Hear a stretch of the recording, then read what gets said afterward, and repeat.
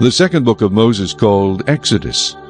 Now these are the names of the children of Israel who came to Egypt. Each man and his household came with Jacob: Reuben, Simeon, Levi, and Judah, Issachar, Zebulun, and Benjamin, Dan, Naphtali, Gad, and Asher. All those who were descendants of Jacob were 70 persons, for Joseph was in Egypt already.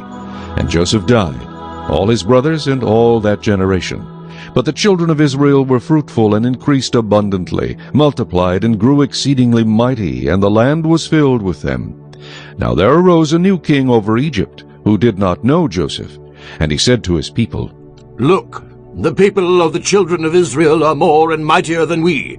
Come, let us deal shrewdly with them, lest they multiply, and it happen, in the event of war, that they also join our enemies and fight against us, and so go up out of the land.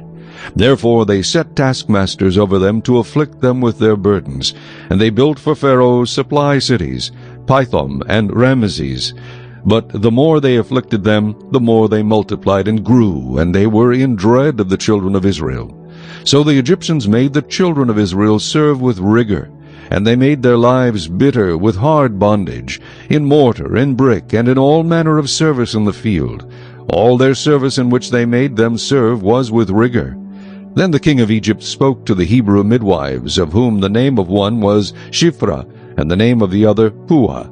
And he said, When you do the duties of a midwife for the Hebrew women, and see them on the birth stools, if it is a son, then you shall kill him. But if it is a daughter, then she shall live.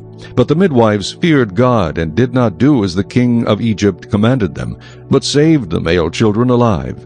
So the king of Egypt called for the midwives, and said to them, Why have you done this thing, and saved the male children alive? And the midwives said to Pharaoh, Because the Hebrew women are not like the Egyptian women. For they are lively and give birth before the midwives come to them. Therefore God dealt well with the midwives, and the people multiplied and grew very mighty. And so it was, because the midwives feared God, that he provided households for them. So Pharaoh commanded all his people, saying, Every son who is born you shall cast into the river, and every daughter you shall save alive.